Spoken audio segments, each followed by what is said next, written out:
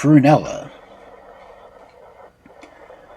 There was once upon a time a woman who had an only daughter. When the child was about 7 years old, she used to pass every day on her way to school an orchard where there was a wild plum tree with delicious ripe plums hanging from the branches. Each morning the child would pick one and put it in her pocket to eat at school. For this reason, she was called Prunella.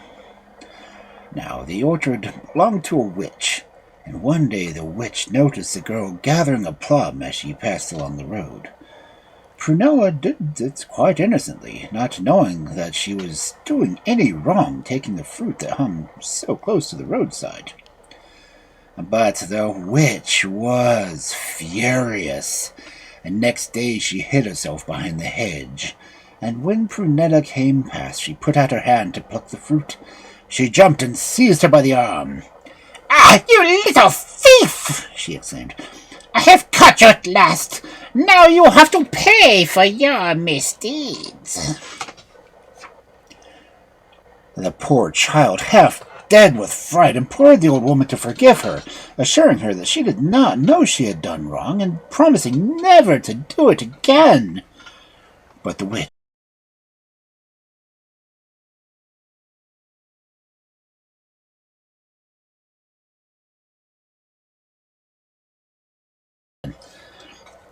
where she kept her until the time should come when she could have her revenge. As the years passed, Prunella grew up into a very beautiful girl. Now her beauty and goodness, instead of softening the witch's heart, aroused her hatred and jealousy. One day she called Prunella to her and said, "Take this basket and go to the well and bring it back to me filled with water. If you don't,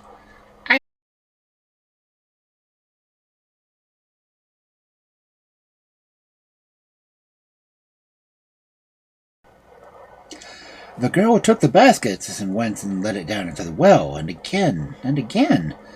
But her work was lost labor, for each time she drove the basket, the water just streamed out of it. At last, in despair, she gave it up, and leaning against the well, she began to cry bitterly, when suddenly she heard a voice at her side, saying, "Prunella, why are you crying?" Turning around, she beheld a handsome youth who looked kindly at her, as if he were sorry for her trouble. "Who are you?" she asked, "and how do you know my name?" "I am the son of the witch," he replied, "and my name is Benisabel. I know that she is determined that you should die, but I promise that she will not carry out her wicked plan. Will you give me a kiss to fill your basket?" "No," cried Prunella. "I will not give you a kiss because you are the..."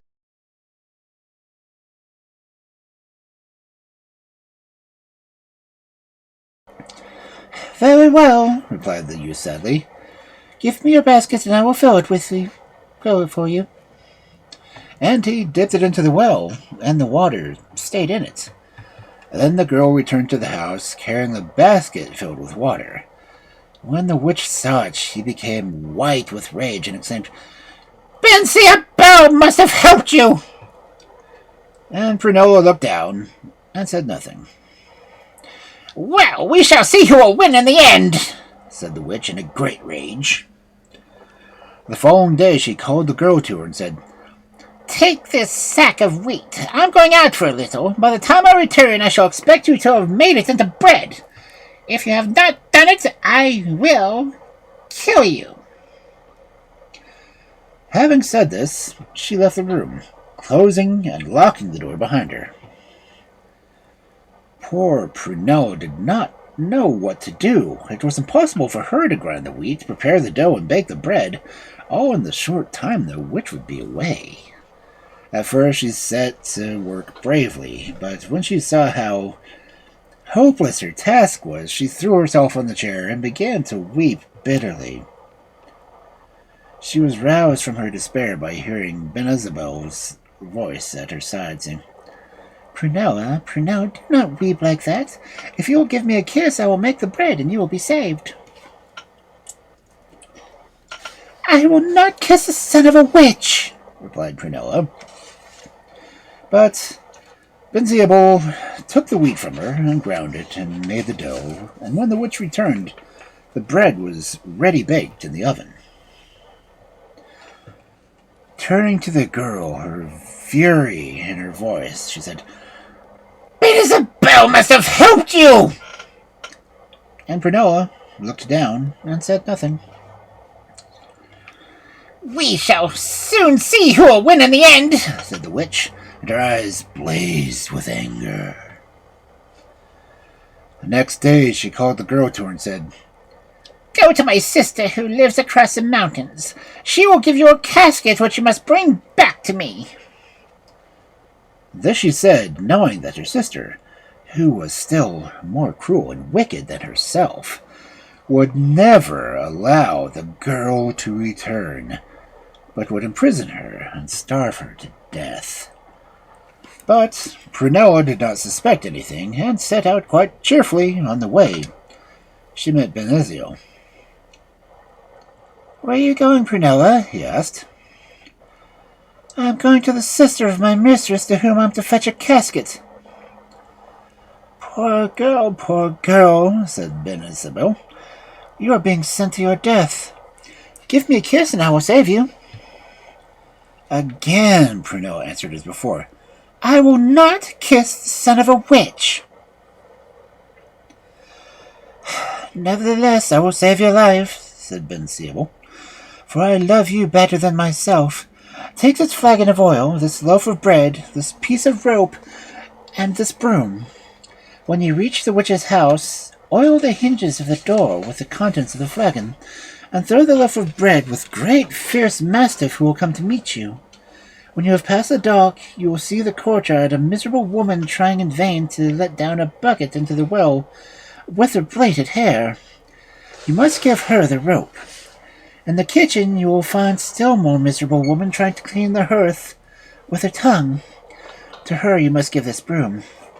You will see a casket on top of the cupboard. Take it as quickly as you can and leave the house without a moment's delay. If you do this all exactly as I have told you, you will not be killed.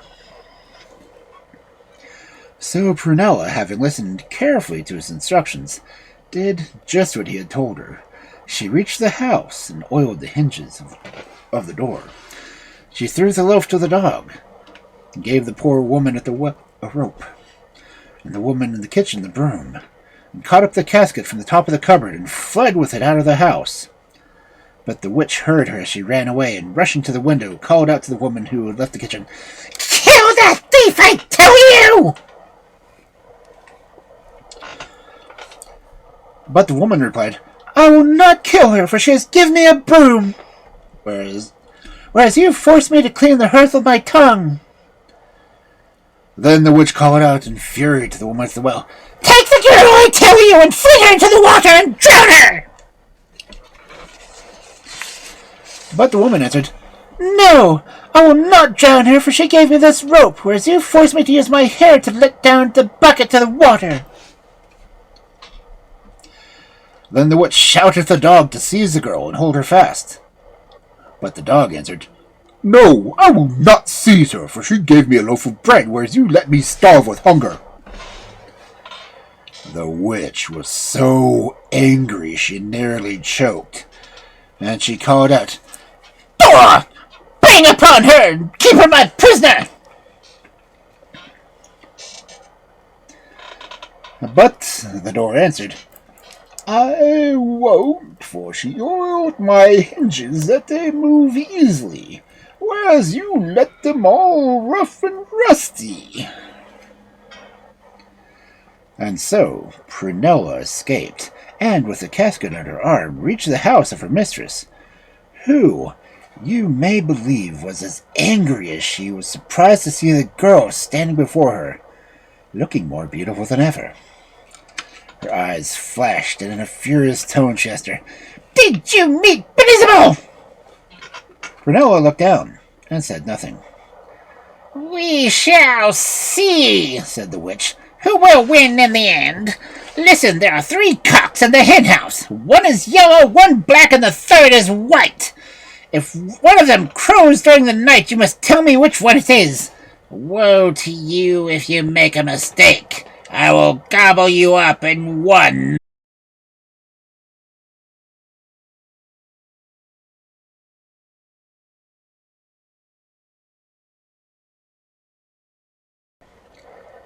Now, Bensiable was in the room next to the one Prunella slept.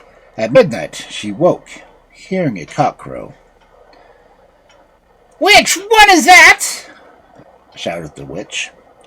Then, trembling, Prunella knocked on the wall and whispered, Bensiable, tell me which cock crowed. Will you give me a kiss if I tell you? He whispered back to the wall. But she answered, No. Then he whispered back to her, Nevertheless, I will tell you. It was a yellow cock that crowed. The witch, who had noticed the delay in Prunella's answer, approached the door, calling angrily, Answer at once, or I will kill you! So Prunella answered, It was a yellow cock that crowed. The witch stamped her foot and gnashed her teeth. Soon after, another cock crowed. Tell me now which it one is, asked the witch, and promptly, as Bensiable, Prunella answered, That was a black cock. A few minutes after crowing was heard, the voice of the witch was demanding, Which one was that? Again, Prunella implored Bensiable to help her, but this time he hesitated, for he hoped that Prunella might forget that she was a witch's son, and promised to give him a kiss. And as he hesitated, he heard the agonized cry from the girl, Bensiable, save me! The witch is coming! She chose me! I hear her gnashing of her teeth! With a bound, Bensiable opened his door and flung himself against the witch. He pulled her back with such force that she stumbled, and falling head down, dropped down dead at the foot of the stairs. Then, at last, Prunella was touched by Bensible's goodness and kindness to her, and she became his wife, and they lived happily ever after.